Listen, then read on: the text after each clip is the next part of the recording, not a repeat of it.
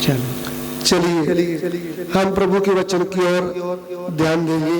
ਹੁਣ ਅਸੀਂ ਪਰਮੇਸ਼ਰ ਦੇ ਪਵਿੱਤਰ ਵਚਨਾਂ ਵੱਲ ਧਿਆਨ ਦੇਵਾਂਗੇ। सबसे पहले मैं आपको एक बड़ा चौकस करना चाहता हूँ। ਸਭ ਤੋਂ ਪਹਿਲਾਂ ਮੈਂ ਤੁਹਾਨੂੰ ਸਾਵਧਾਨ ਕਰਨਾ ਚਾਹੁੰਦਾ ਹਾਂ। किस बात के ऊपर? किस गल दे ऊपर? क्योंकि हम लोग प्रभु के पवित्र वचन को सुनने और समझने के लिए आए। क्योंकि ਅਸੀਂ ਸਭ ਲੋਕ ਪਰਮੇਸ਼ਰ ਦੇ ਵਚਨ ਨੂੰ ਸੁਣਨ ਵਾਸਤੇ ਅਤੇ ਸਿੱਖਣ ਵਾਸਤੇ ਇੱਧਰ ਪਹੁੰਚੇ ਹਾਂ। लेकिन हमारा दुश्मन, ਪਰ ਸਾਡਾ ਦੁਸ਼ਮਣ ਸ਼ੈਤਾਨ वो भी इधर आया है। ਉਹ ਵੀ ਇੱਧਰ ਹੀ ਆਇਆ ਹੈ। हमें उससे डरने की जरूरत नहीं, ਸਾਨੂੰ ਉਹਦੇ ਕੋਲੋਂ ਡਰਨ ਦੀ ਲੋੜ ਨਹੀਂ, क्योंकि हमारा उनसे ऊंचा स्थान है। क्योंकि ਉਹਦੇ ਨਾਲੋਂ ਵੀ ਸਾਡੇ ਕੋਲ ਉੱਚੀ ਪਦਵੀ ਤੇ ਜ਼ਿਆਦਾ ਅਧਿਕਾਰ ਹੈ। हमारे पास उन शक्तियों को बांधने का अधिकार है। ਸਾਡੇ ਕੋਲ ਉਹਨਾਂ ਦੁਸ਼ਟ ਸ਼ਕਤੀਆਂ ਨੂੰ ਬੰਨਣ ਦੀ ਸ਼ਕਤੀ ਹੈ, ਅਧਿਕਾਰ ਹੈ। आमीन। लेकिन फिर भी हम आपको चौकस क्यों करते हैं? ਫਿਰ ਵੀ ਅਸੀਂ ਤੁਹਾਨੂੰ ਸਾਵਧਾਨ ਕਿਉਂ ਕਰਦੇ ਹਾਂ? क्योंकि आपका ध्यान इधर उधर न जाए, आपका वचन की ओर ध्यान लगा रहे, ਤਾਂ ਕਿ ਤੁਹਾਡਾ ਜਿਹੜਾ ਧਿਆਨ ਆ ਇੱਧਰ ਉੱਧਰ ਨਾ ਭਟਕੇ, ਬਲਕਿ ਪਰਮੇਸ਼ਰ ਦੇ ਵਚਨ ਦੇ ਉੱਪਰ ਲੱਗਾ ਰਹੇ। इसलिए ये वचन आपको सुनाना चाहते हैं। ਇਸ ਲਈ ਇਹ ਪਰਮੇਸ਼ਰ ਦਾ ਵਚਨ ਅਸੀਂ ਤੁਹਾਨੂੰ ਸਿਖਾਉਣਾ ਚਾਹੁੰਦੇ ਹਾਂ। अभी मत्ती सुसमाचार ਹੁਣ ਮੱਤੀ ਦੀ ਅੰਜੀਲ 13 अध्याय 13 ਅਧਿਆਏ उसका 19 वचन, ਉਸ ਦੇ 19 ਵਚਨ ਤੋਂ ਅਸੀਂ ਪੜਾਂਗੇ। Matthew chapter 13 verse 19। ਮੱਤੀ ਦੀ ਅੰਜੀਲ ਉਸ ਦਾ 13 ਅਧਿਆਏ 19 ਵਚਨ। ਹਰ ਕੋਈ ਜੋ ਰਾਜ ਦਾ ਬਚਨ ਸੁਣਦਾ ਹੈ ਪਰ ਨਹੀਂ ਸਮਝਦਾ, ਸੋ ਉਹਦੇ ਮਨ ਵਿੱਚ ਜੋ ਕੁਝ ਬੀਜਿਆ ਹੋਇਆ ਹੈ ਦੁਸ਼ਟ ਆਣ ਕੇ ਉਹਨੂੰ ਖੋਹ ਲੈਂਦਾ ਹੈ। ਉਹ ਹੈ ਜਿਹੜਾ ਪੈ ਵੱਲ ਬੀਜਿਆ ਗਿਆ ਸੀ। जो कोई राज्य का वचन सुनकर नहीं समझता, उसके मन में जो कुछ बोया गया था उसे वे दुष्ट आकर छीन ले जाता है। देखिए, ਇੱਧਰ ਦੇਖੋ, आज के जमाने में हम देखें, ਅੱਜ ਦੇ ਵਰਤਮਾਨ ਸਮੇਂ ਦੇ ਵਿੱਚ ਅਸੀਂ ਦੇਖੀਏ ਤਾਂ हमारे पंजाब में छीनने का काम बहुत जोर से चल रहा है। ਸਾਡੇ ਪੰਜਾਬ ਦੇ ਵਿੱਚ ਖੋਹਣ ਦਾ ਕੰਮ ਬਹੁਤ ਜ਼ੋਰਾਂ ਤੇ ਚੱਲ ਰਿਹਾ ਹੈ। सोने का चैन छीन लेते हैं, ਸੋਨੇ ਦੀ ਜਿਹੜੀ ਚੈਨੀ ਆ ਉਹ ਖੋਹ ਲੈਂਦੇ ਆ, पर्स छीन लेते हैं पैसों का, ਤੇ ਉਹ ਜਿਹੜਾ ਪਰਸ ਹੁੰਦਾ ਆ ਉਹ ਵੀ ਖੋਹ ਲੈਂਦੇ ਆ, फिर मोबाइल छीन लेते हैं। ਮੋਬਾਈਲ ਵੀ ਖੋਹ ਲੈਂਦੇ ਆ। वो मनुष्य लुटेरे हैं। ਉਹ ਮਨੁੱਖ ਲੁੱਟਣ ਵਾਲੇ ਆ। लेकिन यहाँ पे शैतान के विषय में, दुष्ट के विषय में वचन आया है। ਤਾਂ ਇੱਧਰ ਸ਼ੈਤਾਨ ਦੇ ਵਿਖੇ ਵਿੱਚ ਪਰਮੇਸ਼ਰ ਦਾ ਵਚਨ ਆਇਆ ਆ कि जो भाई बहन ਜਿਹੜਾ ਵੀ ਭੈਣ ਔਰ ਭਰਾ परमेश्वर के राज के वचन को सुनता है, ਪਰਮੇਸ਼ਵਰ ਦੇ ਰਾਜ ਦੇ ਵਚਨ ਨੂੰ ਸੁਣਦਾ ਹੈ, लेकिन ध्यान से समझता ही नहीं। ਪਰ ਧਿਆਨ ਨਾਲ ਸਮਝਦਾ ਨਹੀਂ। ध्यान से सुनना, ਧਿਆਨ ਨਾਲ ਸੁਣ ਲਈਏ, सुनते तो हम सब है, ਸੁਣਦੇ ਤੇ ਅਸੀਂ ਸਾਰੇ ਆ, लेकिन समझते नहीं है। ਪਰ ਅਸੀਂ ਸਮਝਦੇ ਨਹੀਂ ਹੈ। सुनने का मतलब, ਸੁਣ ਦਾ ਅਰਥ जो बात तो सुना है वो समझ में आ गया। ਜੋ ਗੱਲ ਅਸੀਂ ਸੁਣੀ ਆ ਉਹ ਸਾਨੂੰ ਸਮਝ ਵਿੱਚ ਆ ਗਈ। तो यहाँ पे लिखा है, ਇੱਧਰ ਲਿਖਿਆ ਆ, जो राज का वचन सुनता है ਜੋ ਰਾਜ ਦਾ ਵਚਨ ਸੁਣਦਾ ਹੈ लेकिन उसको समझता नहीं, ਪਰ ਉਹਨੂੰ ਸਮਝਦਾ ਨਹੀਂ, तो फिर क्या होता है? ਫਿਰ ਕੀ ਹੁੰਦਾ ਹੈ? दुष्ट आकर वचन छीन के ले जाता है। ਤੇ ਦੁਸ਼ਟ ਜਿਹੜਾ ਆ, ਸ਼ੈਤਾਨ ਜਿਹੜਾ ਆ, ਉਹ ਆ ਕੇ ਤੇ ਵਚਨ ਖੋ ਕੇ ਲੈ ਜਾਂਦਾ ਹੈ। इसका मतलब, ਇਹਦਾ ਅਰਥ ਕੀ ਹੈ? हम इधर बैठे थे लेकिन हम बाइबल पढ़ने लगे, ਅਸੀਂ ਇੱਥੇ ਤੇ ਬੈਠੇ ਸੀ ਪਰ ਅਸੀਂ ਪਵਿੱਤਰ ਬਾਈਬਲ ਪੜ੍ਹਨ ਲੱਗ ਪਏ। फिर कभी कभी बाइबल पढ़ते हैं तो ऐद ही नहीं मिलेगा। ਜਦੋਂ ਅਸੀਂ ਕਦੀ ਕਦੀ ਪਵਿੱਤਰ ਬਾਈਬਲ ਨੂੰ ਖੋਲਦੇ ਤਾਂ ਫਿਰ ਛੇਤੀ ਆਇਤ ਨਹੀਂ ਲੱਭਦੀ। तो आप ध्यान करें, ਤੁਸੀਂ ਧਿਆਨ ਨਾਲ ਦੇਖੋ, वचन सुनकर नोट कर लीजिए। ਵਚਨ ਸੁਣ ਕੇ ਤੇ ਪੈਨ ਦੇ ਨਾਲ ਕਾਪੀ ਤੇ ਨੋਟ ਕਰ ਲਓ। लेकिन जो वचन पढ़ा जाता है उसके ऊपर ध्यान करें, इसमें से हमको मिलता क्या है। ਤੇ ਜਿਹੜਾ ਵਚਨ ਤੁਹਾਡੇ ਸਾਹਮਣੇ ਪੜਿਆ ਜਾਂਦਾ ਆ ਉਹਨੂੰ ਸੁਣੋ ਤੇ ਸਮਝੋ ਕਿ ਇਹਦੇ ਵਿੱਚੋਂ ਸਾਨੂੰ ਮਿਲਦਾ ਕੀ ਹੈ। तो ये बात आपके हृदय में लिखा जाए, ਇਹ ਗੱਲ ਤੁਹਾਡੇ ਦਿਲ ਦੇ ਵਿੱਚ ਲਿਖੀ ਜਾਵੇ। मैं मेरा आत्मिक भोजन दुष्ट को छीनने नहीं दूंगा, नहीं दूंगी। ਮੈਂ ਮੇਰਾ ਆਤਮਿਕ ਸਵਰਗੀ ਭੋਜਨ ਸ਼ੈਤਾਨ ਨੂੰ ਖੋਣ ਨਹੀਂ ਦੇਵਾਂਗਾ, ਨਹੀਂ ਦੇਵਾਂਗੀ। ये हमारी आत्मा का भोजन है। ਇਹ ਸਾਡੇ ਆਤਮਾ ਦਾ ਭੋਜਨ ਹੈ। पवित्र वचन हमारी आत्मा का भोजन है। ਇਹ ਪਵਿੱਤਰ ਵਚਨ ਸਾਡੀ ਆਤਮਿਕ ਖੁਰਾਕ ਹੈ। ये खाने की वस्तु है। ਇਹ ਖਾਣ ਵਾਲੀ ਚੀਜ਼ ਹੈ। तेरे वचन मेरे पास आए, ਤੇਰੇ ਵਚਨ ਮੇਰੇ ਕੋਲ ਆਏ, मैंने उनको खा लिया है। ਮੈਂ ਉਹਨਾਂ ਨੂੰ ਖਾ ਲਿਆ। खाने का मतलब ਖਾਣ ਦਾ ਅਰਥ ध्यान से सुना, ਧਿਆਨ ਨਾਲ ਸੁਣਿਆ, फिर उसको समझा, ਫਿਰ ਉਹਨੂੰ ਸਮਝ ਲਿਆ, फिर उसको ग्रहण कर लिया। ਫਿਰ ਉਹਨੂੰ ਕਬੂਲ ਵੀ ਕਰ ਲਿਆ। इसके अनुसार जीऊंगा, ਮੈਂ ਇਹਦੇ ਅਨੁਸਾਰ ਹੀ ਜੀਵਾਂਗਾ, इसके अनुसार चलूंगा। ਮੈਂ ਇਹਦੇ ਅਨੁਸਾਰ ਹੀ ਚੱਲਾਂਗਾ। हालेलुया। ਹਾਲੇਲੂਇਆ। चलिए अभी ये वचन आप ध्यान रखना, ਇਸ ਵਚਨ ਤੇ ਤੁਸੀਂ ਧਿਆਨ ਦਿੰਦੇ ਰਹਿਣਾ। मेरा आत्मिक भोजन मैं दुष्ट को छीनने नहीं दूंगा। ਮੇਰਾ ਆਤਮਿਕ ਭੋਜਨ ਮੈਂ ਸ਼ੈਤਾਨ ਨੂੰ ਖੋਣ ਨਹੀਂ ਦੇਵਾਂਗਾ। उदाहरण, ਸਮਝਣ ਲਈ आपको पहले ही खबर मिल जाए कोई आपका पर्स छीनने आ रहा है, ਜੇਕਰ ਤੁਹਾਨੂੰ ਪਹਿਲੇ ਦੱਸਿਆ ਜਾਵੇ ਕਿ ਕੋਈ ਤੁਹਾਡਾ ਪਰਸ ਖੋਣ ਵਾਸਤੇ ਆ ਰਿਹਾ ਹੈ तो आप चौकस होंगे कि नहीं होंगे? ਤੇ ਤੁਸੀਂ ਸਾਵਧਾਨ ਹੋ ਜਾਓਗੇ ਕਿ नहीं? आप छोटा सा एक डंडा लेकर हाथ में रखेंगे। ਤੇ ਤੁਸੀਂ ਇੱਕ ਛੋਟਾ ਜਿਹਾ ਡੰਡਾ ਆਪਣੇ ਹੱਥ ਵਿੱਚ ਰੱਖੋਗੇ। जब भी कोई ऐसा पर्स पकड़ रहेगा तो ऊपर से उसके हाथ में लगाया तो वो खुद गिर जाएगा। ਤੇ ਜਦੋਂ ਵੀ ਕੋਈ ਪਰਸ ਖੋਣ ਵਾਲਾ ਆਇਆ ਤੇ ਉਹਦੇ ਹੱਥ ਤੇ ਡੰਡਾ ਪਿਆ ਤੇ ਉਹ ਆਪਣੇ ਆਪ ਹੀ ਛੱਡ ਕੇ ਭੱਜੇਗਾ। ये उदाहरण है। ਇਹ ਸਮਝਣ ਲਈ ਆ। हम चौकस कैसे रहना है? ਅਸੀਂ ਸਾਵਧਾਨ ਕਿਸ ਤਰ੍ਹਾਂ ਰਹਿਣਾ? अपना ध्यान प्रभु के वचन और लगाना है ਅਸੀਂ ਆਪਣੇ ਧਿਆਨ ਨੂੰ ਪਰਮੇਸ਼ਰ ਦੇ ਵਚਨਾਂ ਵੱਲ ਲਾਉਣਾ ਹੈ और इधर सामने देखते रहना है। ਔਰ ਸਿੱਧੇ ਦੇਖਦੇ ਰਹਿਣਾ। सोना नहीं, ਸੌਣਾ ਨਹੀਂ, इधर उधर ध्यान नहीं करना, ਇੱਧਰ ਉੱਧਰ ਨਹੀਂ ਵੇਖਣਾ। क्योंकि ध्यान से इधर देखेंगे तो ही आपको बात समझ जाएगा। ਜੇਕਰ ਧਿਆਨ ਨਾਲ ਤੁਸੀਂ ਇੱਧਰ ਨੂੰ ਵੇਖਦੇ ਰਹੋਗੇ ਤਦ ਤੁਹਾਨੂੰ ਵਚਨ ਜ਼ਿਆਦਾ ਸਮਝ ਆਵੇਗਾ। आमीन। ਆਮੀਨ। आज रात में एक ऐप पढ़ना चाहता हूँ। ਅੱਜ ਰਾਤ ਮੈਂ ਇੱਕ ਪਰਮੇਸ਼ਰ ਦੇ ਵਚਨ ਚੋਂ ਆਇਤ ਪੜ੍ਹਨਾ ਚਾਹਣਾ ਹਾਂ। प्रभु की मर्जी है तो कल हम इसी विषय को सीखने जा रहे हैं। ਪਰਮੇਸ਼ਰ ਦੇ ਆਉਣ ਚ ਦੇਰੀ ਆ ਤੇ ਕੱਲ ਸਵੇਰ ਤੋਂ ਜੋ ਬਾਈਬਲ ਕਲਾਸਾਂ ਰਾਤ ਤੱਕ ਚੱਲਣਗੀਆਂ ਅਸੀਂ ਇਹੀ ਵਿਸ਼ਾ ਸਿੱਖਣ ਲਈ ਜਾ ਰਹੇ ਹਾਂ। हमारा विषय है दानियल का जीवन। ਸਾਡਾ ਜੋ ਮੁੱਖ ਵਿਸ਼ਾ ਹੈ ਉਹ ਹੈ ਦਾਨੀਏਲ ਦਾ ਜੀਵਨ ਜਾਂ ਉਹਦੀ ਜ਼ਿੰਦਗੀ। The life of Daniel. ਦਾਨੀਏਲ ਦਾ ਜੀਵਨ। आमीन। सो चलिए आज रात हम एक वचन पढ़ेंगे। ਹੁਣ ਅਸੀਂ ਪਰਮੇਸ਼ਰ ਦਾ ਵਚਨ ਪੜਾਂਗੇ। दानियल की पुस्तक निकालें। ਦਾਨੀਏਲ ਦੀ ਕਿਤਾਬ ਕੱਢ ਲਈਏ।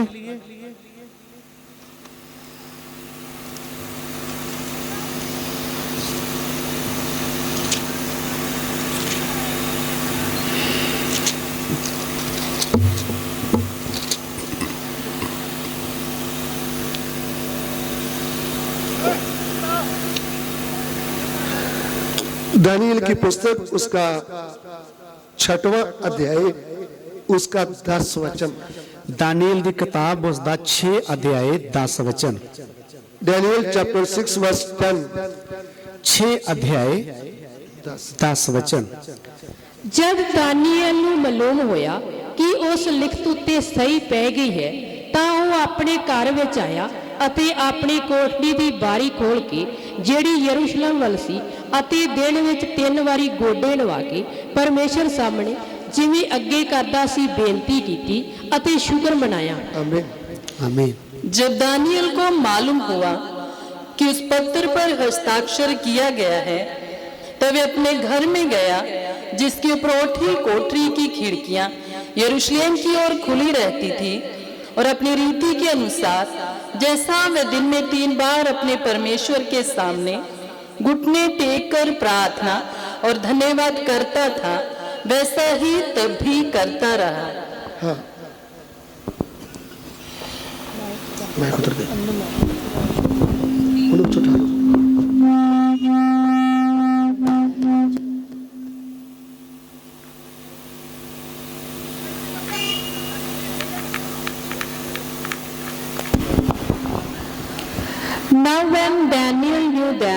the writing was signed, he went into his house, and his windows being open in his chamber toward Jerusalem, he kneeled upon his knees 3 times a day and prayed and gave thanks before his God as he did aforetime.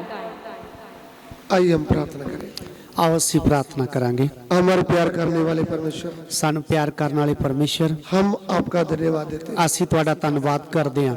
प्रभु, ਪ੍ਰਭੂ ਜੀ, आज रात आज तेरे रात लोग तेरे कदमों में आए।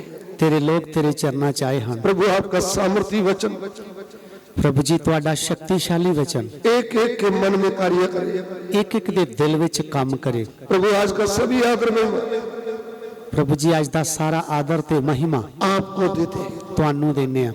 आप हमारी विनती को ग्रहण करें। ਤੁਸੀਂ ਸਾਡੀ ਬੇਨਤੀ ਨੂੰ ਸੁਣ ਲਓ। यीशु मसीह के पवित्र नाम से मांगते हैं, ਯਿਸੂ ਮਸੀਹ ਦੇ ਪਵਿੱਤਰ ਨਾਮ ਵਿੱਚ ਅਸੀਂ ਮੰਗਦੇ ਹਾਂ। आमीन। ਆਮੀਨ। एक बार दोबारा हिंदी में पढ़ना चाहूंगा।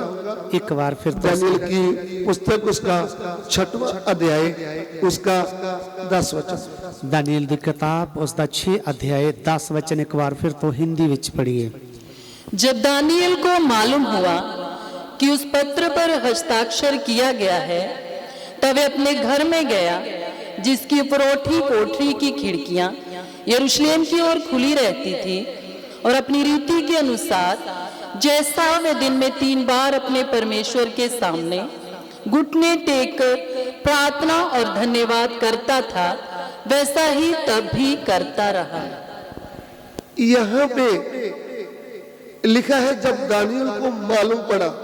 ਇਧਰ ਲਿਖਿਆ ਆ ਕਿ ਜਦੋਂ ਦਾਨੀਏਲ ਨੂੰ ਪਤਾ ਲੱਗਾ। क्या मालूम पड़ा उसको? ਕੀ ਪਤਾ ਲੱਗਿਆ? उसके विरोध में बहुत लोग खड़े हुए हैं।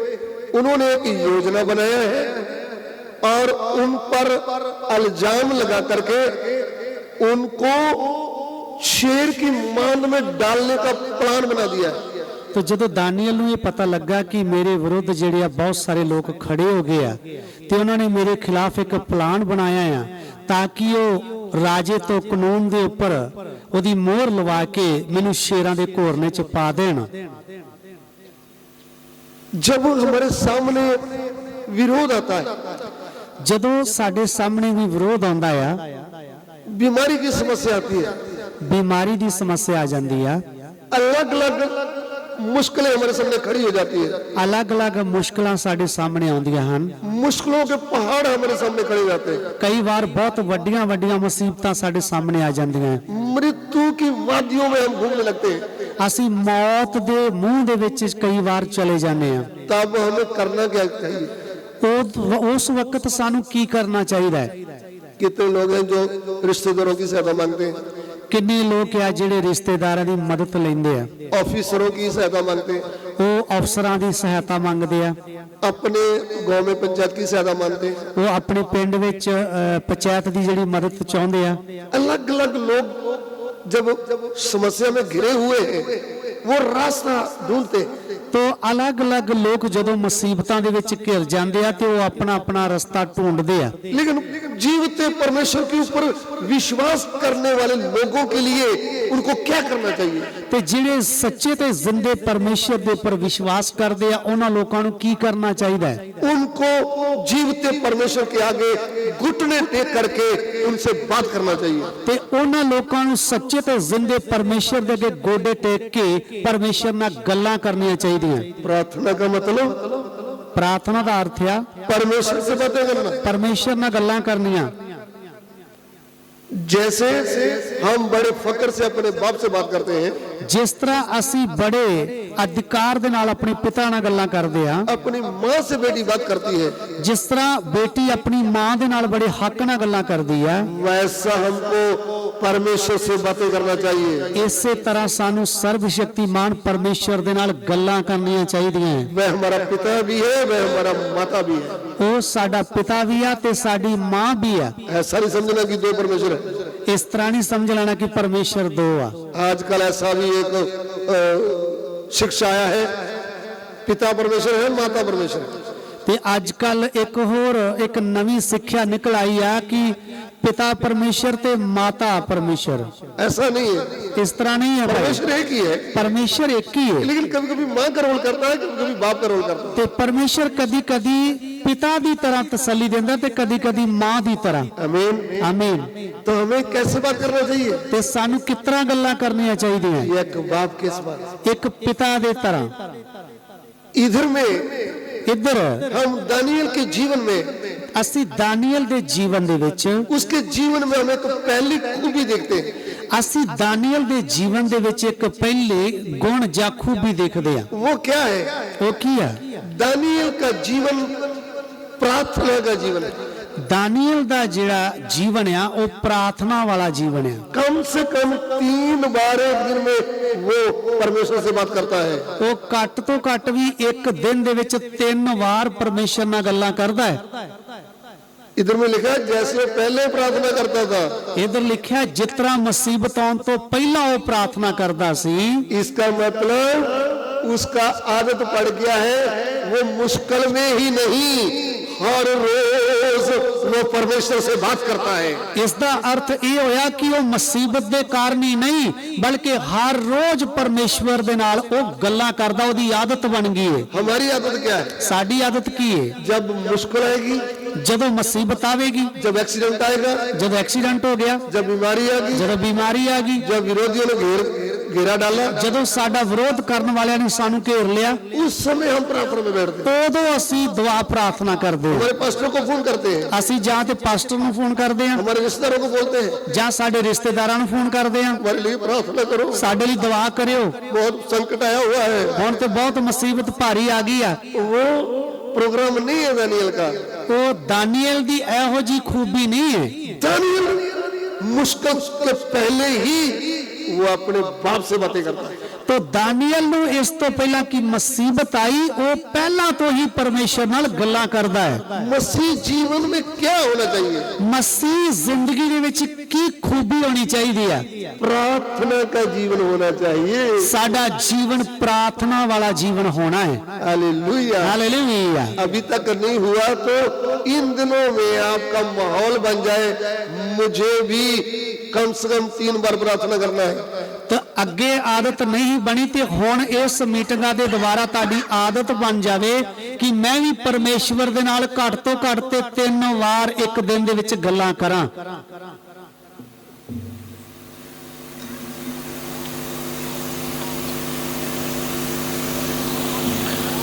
बातें करने का मतलब प्रार्थना। परमेश्वर नाल गल्लां करन दा अर्थ है प्रार्थना करनी। सो 3 बार 3 वार एक दिन में, एक दिन च। कौन करता है? कौन? दानियल। दानियल। सो दानियल के जीवन में, दानियल दी जिंदगी विच एक बड़ी बात हम देखते हैं, एक बहुत वड्डी गल असीं देख रहे हैं, प्रार्थना का जीवन, प्रार्थना दी जिंदगी। आमीन। आमीन। सो जब वो प्रार्थना कर रहा था, ते जदों वो प्रार्थना कर रहा सी तो किसके आगे प्रार्थना करता है? तो किदे अगे प्रार्थना कर रहा है? जीवते परमेश्वर के आगे। जिंदे परमेश्वर दे अगे। हमें प्रार्थना किसके आगे करना है?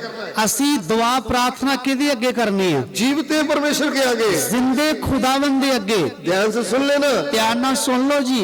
पूरी दुनिया को कंट्रोल करने वाला, सारी दुनिया दे उत्ते कब्जा करने वाला एक जिंदा परमेश्वर है। एक सच्चा ते जिंदा परमेश्वर है। ये भी बात आपके कान में जाए, ये गल भी तुहाडे कन्नां दे विच पै जावे।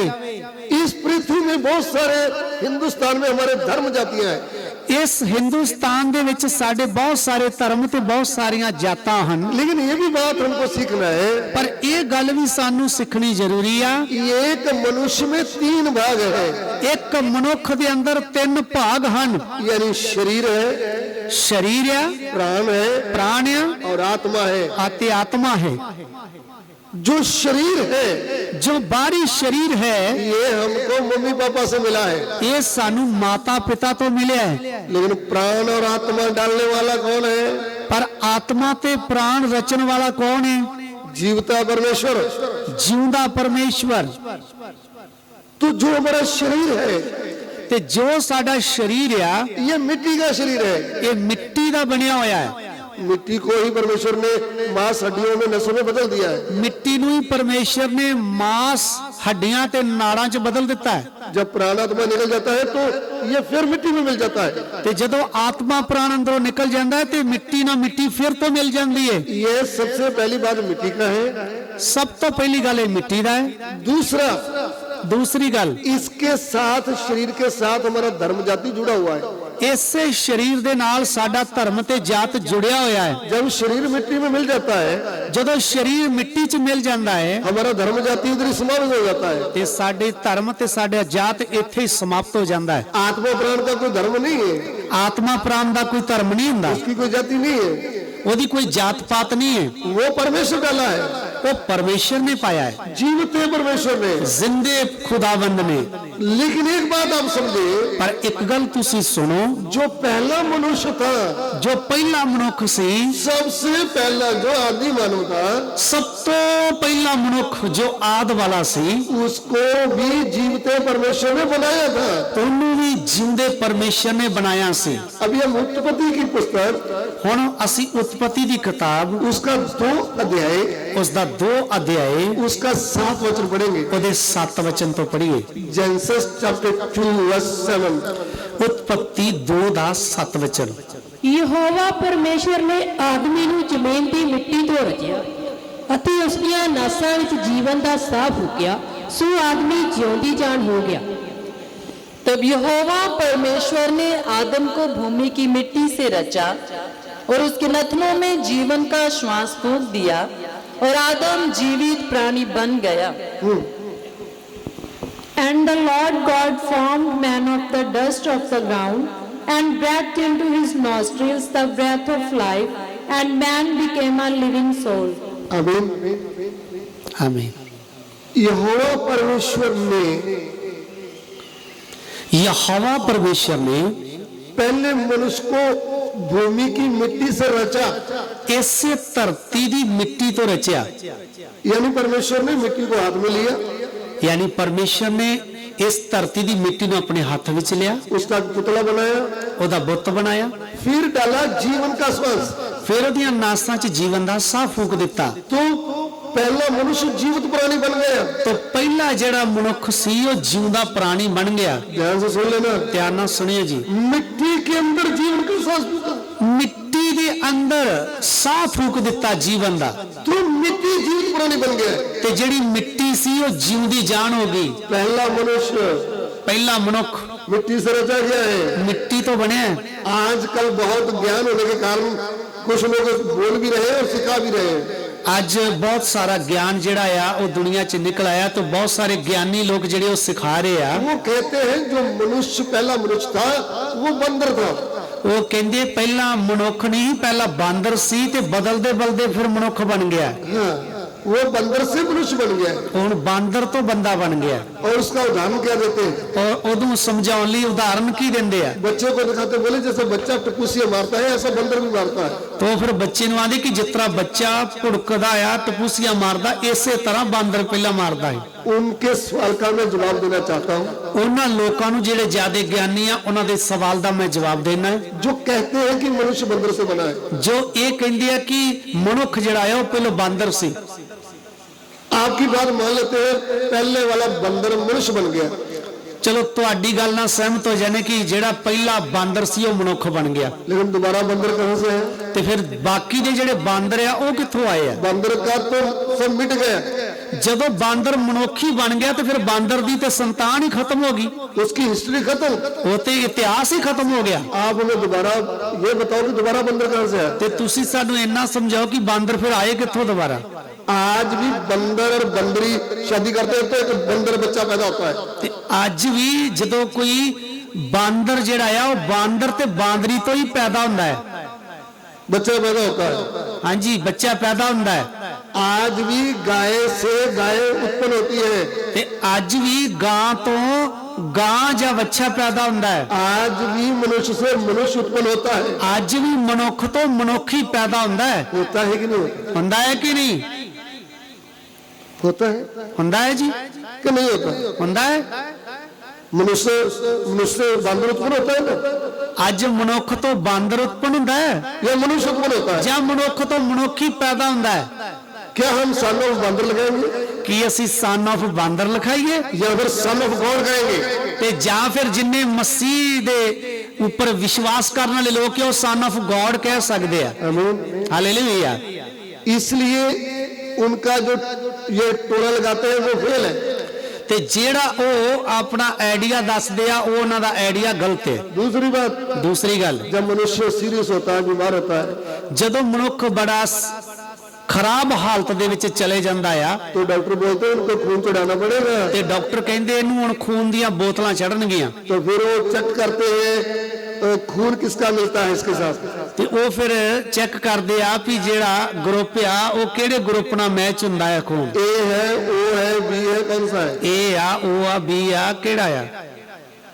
कहीं एक कुत्ता पकड़ करके मंत्र बोल करके खून चढ़ा लो ना, ਤੇ ਜੇ ਇਸ ਤਰ੍ਹਾਂ ਹੋਵੇ ਤੇ ਫਿਰ ਤੇ ਆਪਾਂ ਕੋਈ ਬਾਂਦਰ ਲੱਭ ਕੇ ਦਵਾ ਦਵਾ ਦਾ ਖੂਨ ਕੱਢ ਕੇ ਬੰਦੇ ਨੂੰ ਚੜਾ ਸਕਦੇ ਸੀ।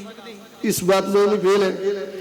ਇਸ ਗੱਲ ਦੇ ਵਿੱਚ ਵੀ ਉਹ ਗਲਤ ਨੇ। सच्चाई ये है कि परमेश्वर ने मनुष्य को मिट्टी से रचा है। ਸਚਾਈ ਇਹ ਆ ਕਿ ਪਰਮੇਸ਼ਵਰ ਨੇ ਮਨੁੱਖ ਨੂੰ ਜ਼ਮੀਨ ਦੀ ਮਿੱਟੀ ਤੋਂ ਰਚਿਆ ਹੈ। सच्चाई ये है कि परमेश्वर का पवित्र वचन जो बाइबल है वो आज तक कभी बदला नहीं और ना बदलेगा। ਸਚਾਈ ਇਹ ਆ ਕਿ ਪਰਮੇਸ਼ਰ ਦਾ ਵਚਨ ਜੋ ਪਵਿੱਤਰ ਬਾਈਬਲ ਆ ਉਹ ਅੱਜ ਤੱਕ ਨਾ ਤੇ ਬਦਲਿਆ ਤੇ ਨਾ ਹੀ ਬਦਲੇਗਾ। सत्य यही है, ਸਚਾਈ ਇਹ ਹੀ ਆ मनुष्य को मिट्टी से रचा है। ਮਨੁੱਖ ਨੂੰ ਮਿੱਟੀ ਤੋਂ ਰਚਿਆ ਹੈ। मिट्टी जीवित प्राणी बन गई। ਮਿੱਟੀ ਹੀ ਜਿਉਂਦੀ ਜਾਨ ਹੋਗੀ। मिट्टी कैसे जीवित प्राणी बन गई? ਮਿੱਟੀ ਕਿਸ ਤਰ੍ਹਾਂ ਜਿਉਂਦੀ ਜਾਨ ਹੋਗੀ? जीवते परमेश्वर ने सांस फूका है। ਜਿੰਦੇ ਪਰਮੇਸ਼ਰ ਨੇ ਸਾਹ ਫੂਕਿਆ ਆ। जीवता परमेश्वर कौन है? ਜ਼ਿੰਦਾ ਪਰਮੇਸ਼ਰ ਕੌਣ ਹੈ? यहोवा परमेश्वर। ਯਹੋਵਾ ਪਰਮੇਸ਼ਰ। आमीन। ਆਮੀਨ। यिर्मयाह 10 अध्याय इसका 10 वचन पढ़ेंगे। ਯਰਮੀਆ ਦੀ ਕਿਤਾਬ ਉਸ ਦਾ 10 ਅਧਿਆਇ 10 ਵਚਨ ਪੜ੍ਹੀਏ। यिर्मयाह चैप्टर 10 वर्स 10। ਯਰਮੀਆ 10 ਦਾ 10 ਵਚਨ। ਪਰ ਯਹੋਵਾ ਸੱਚਾ ਪਰਮੇਸ਼ਰ ਹੈ, ਉਹ ਜਿਉਂਦਾ ਪਰਮੇਸ਼ਰ ਅਤੇ ਸਦੀਕ ਕਾਲ ਦਾ ਪਾਤਸ਼ਾਹ ਹੈ। But the Lord is the true God, he is the living God and an everlasting King. परंतु यहोवा वास्तव में परमेश्वर है, जीवित परमेश्वर। देखिए, ਵੇਖੋ ਜੀ, यहोवा वास्तव में परमेश्वर है ਯਹੋਵਾ ਸੱਚਮੁੱਚ ਪਰਮੇਸ਼ਵਰ ਹੈ और जीवता परमेश्वर है ਅਤੇ ਜ਼ਿੰਦਾ ਪਰਮੇਸ਼ਰ ਹੈ और सदा का राजा वही है। सदा का राजा वही है। ਤੇ ਸਦਾ ਦਾ ਪਾਤਸ਼ਾਹ ਵੀ ਉਹੀ ਹੈ। आज मुझे सुनने वाले प्रिय भाइयों बहनों, ਅੱਜ ਮੈਨੂੰ ਸੁਣਨ ਵਾਲੇ ਪਿਆਰੇ ਭੈਣੋ ਤੇ ਭਰਾਓ, सच्चा परमेश्वर, ਸੱਚਾ ਪਰਮੇਸ਼ਰ, जीवता परमेश्वर, ਜਿਉਂਦਾ ਪਰਮੇਸ਼ਵਰ सदा काल का राजा ਅਤੇ ਸਦਾ ਰਹਿਣ ਵਾਲਾ ਪਾਤਸ਼ਾਹ वो है यहोवा परमेश्वर, ਉਹ ਹੈ ਯਹੋਵਾ ਪਰਮੇਸ਼ਰ, वो है जीवता परमेश्वर। ਉਹ ਹੈ ਜ਼ਿੰਦਾ ਪਰਮੇਸ਼ਰ।